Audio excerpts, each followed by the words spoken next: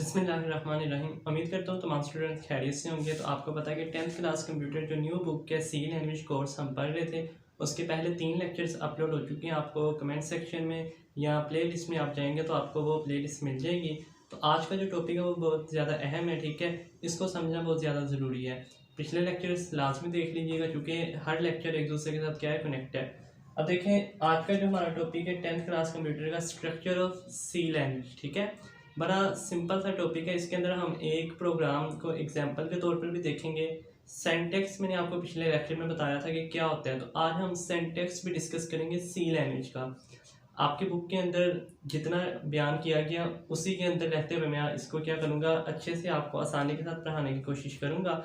यही topic inter level के ऊपर जाकर थोड़ा एक्सप्लेन ज़्यादा तरीके से किया गया है, ठीक है। लेकिन आपके बुक में थोड़ा ही है। स्ट्रक्चर ऑफ सी मतलब कि एक जो आप सी लैंग्वेज जो प्रोग्राम लिखेंगे, जो प्रोग्राम क्या होते हैं, इंस्ट्रक्शंस जो हम पीछे पढ़ चुके हैं।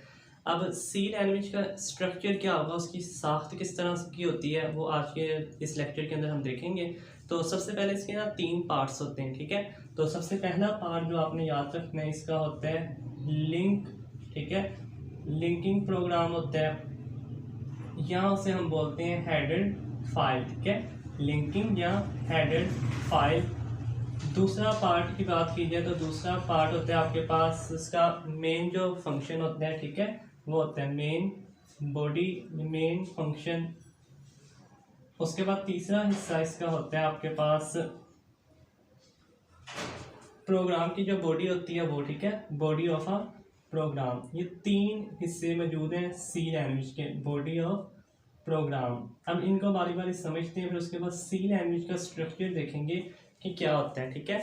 सबसे पहले देखेंगे इसको हम लिखेंगे किस तरह से और सी लैंग्वेज का स्ट्रक्चर को देखते हैं।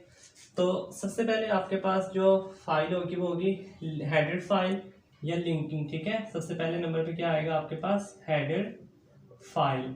अब इसको किस तरह से लिखेंगे वो भी देखते हैं। दूसरे नंबर पर जो है वो आपके पास मेन, ठीक है, मेन फंक्शन आ जाता है। तीसरे नंबर पे आपके पास प्रोग्राम की बॉडी होती है जिसमें आप सबसे पहले ब्रैकेट, ये कर्ली ब्रैकेट है, इसको आप स्टार्ट करेंगे।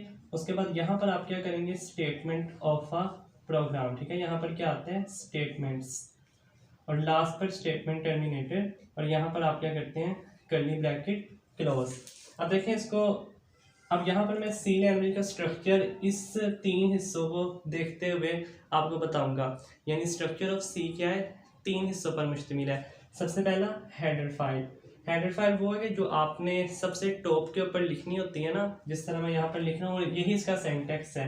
हैश, इसको पढ़ते किस तरह से वो भी मैं आपको बता देता हूँ। हैश इंक्लूड, यहाँ पर आपने लेस देन का साइन इसे बोलते हैं, यहाँ पर एंगल ब्रैकेट स्टार्ट, STDI और dot H, angle bracket close में ग्रेटर देन का साइन। फिर उसके बाद यहाँ पर वॉइड मेन, और फिर आपने एक ब्रैकेट लगा देनी है। इसका मतलब भी क्या है, वॉइड। अभी मैं आपको सारा पढ़ के भी बताता हूँ, इसका मतलब भी समझाता हूँ, ठीक है। उसके बाद कर्ली ब्रैकेट या इसे बोलते हैं ब्रेसेस या एंगल ब्रैकेट। उसके बाद यहाँ पर आपके पास आ जाएंगी स्टेटमेंट्स। इसके बाद एक मिसाल करेंगे प्रोग्राम की, और लास्ट पर इसके सेंटेक्स में स्टेटमेंट टर्मिनेटेड लगाना लाजमी है। अगर आप नहीं लगाएंगे तो प्रोग्राम आपने सारा भी ठीक किया होगा वो आपको क्या करेगा, एरर शो करवा देगा, ठीक है। कौन सा एरर, सेंटेक्स एरर। फिर आपने एंगल ब्रैकेट क्लोज कर देनी है। देखें, सबसे पहले हेडर फाइल, ये आपके पास जो STDIO है, इसका मतलब है स्टैंडर्ड इनपुट आउटपुट, ठीक है। डॉट एक ही उसकी एक्सटेंशन है। जिस तरह आपके पास कोई ऑडियो फाइल होती है तो उसकी एक्सटेंशन क्या होती है, डॉट MP3। वीडियो फाइल की भी मुख्तलिफ एक्सटेंशन हैं, एक डॉट MP4 भी है। अच्छा, हेडर फाइल आपके पास जिसने आपका प्रोग्राम बनाया, जिसने ये लैंग्वेज क्रिएट किया, उसने पहले से कुछ ना कुछ फाइल्स, कुछ ना कुछ स्टेटमेंट्स जो हैं वो क्या की हुई है, पहले से प्री डिफाइन की हुई हैं, ठीक है। तो हेडर फाइल का काम क्या होता है कि ये जो हिस्सा है यहाँ पर आप यहाँ से लेकर यहाँ तक, ये तीसरा हिस्सा, ये क्या, बॉडी ऑफ अ प्रोग्राम। यहाँ पर जो भी आप स्टेटमेंट लिखते हैं, स्टेटमेंट आप यहाँ पर लिखते हैं, वो स्टेटमेंट कहाँ जाती है, इस हेडर फाइल में उसकी इंस्ट्रक्शंस क्या होती हैं, सेव होती हैं, ठीक है। हेडर फाइल क्या है, वो चीज़ें जहाँ पर प्रोग्राम की जो आप नीचे स्टेटमेंट लिखेंगे, आगे जब मिसालें देखेंगे तो आपको अच्छे से समझ आएगी, उसकी जो इंस्ट्रक्शंस हैं स्टेटमेंट की, वो हेडर फाइल के अंदर क्या होती हैं, सेव होती हैं। आप यहाँ पर स्टेटमेंट लिखेंगे, वो कंप्यूटर क्या करेगा, उसको सबसे पहले यहाँ पर लेके जाएगा, ठीक है, हेडर फाइल के पास। फिर हेडर फाइल से कंप्यूटर उसको समझ लेगा कि स्टेटमेंट किस तरह की है, फिर उसको आगे क्या करेगा, एग्जीक्यूट करवाएगा। तो हेडर फाइल जहाँ पर आपके पास आपके प्रोग्राम की जो बॉडी है, आपके प्रोग्राम्स हैं, उनकी जो स्टेटमेंट्स हैं, यहाँ पर इंस्ट्रक्शंस जो हैं वो हेडर फाइल के अंदर स्टोर होती हैं, ठीक है। डिफरेंट हेडर फाइल्स हैं, डिफरेंट उनके इंस्ट्रक्शंस हैं। सी लैंग्वेज के अंदर यहाँ पर आपने अभी बेशुमार पढ़नी है, लेकिन एक stdio.h ये आपके पास हेडर फाइल है जो आप मोस्टली जो है यहाँ पर यूज़ करेंगे, ठीक है। एक मिसाल यानी एक प्रोग्राम लिखते हैं आपको समझाने के लिए। देखें, एक मैं आपके पास प्रोग्राम लिख रहा हूँ, मैं आपको कहता हूँ ये आपको प्रोग्राम आता है कि आप अपना नाम स्क्रीन पर क्या करवाएं, प्रिंट करवाएं, ठीक है। आपने अपना क्या करना है, नाम स्क्रीन पर प्रिंट करवाना है। तो देखें, इस सेंटेक्स को आपने फॉलो करना है। आपको कोई भी प्रोग्राम आए, आपने ये इसी तरह पहली लाइन लिखनी है, ठीक है। पहली लाइन आपने क्या करनी है, सेम इसी तरह लिखनी है, यानी हेडर फाइल हैश। अब मैं प्रोग्राम लिखने लगा हूँ कि आपका नाम स्क्रीन पर प्रिंट किस तरह से होगा, ठीक है।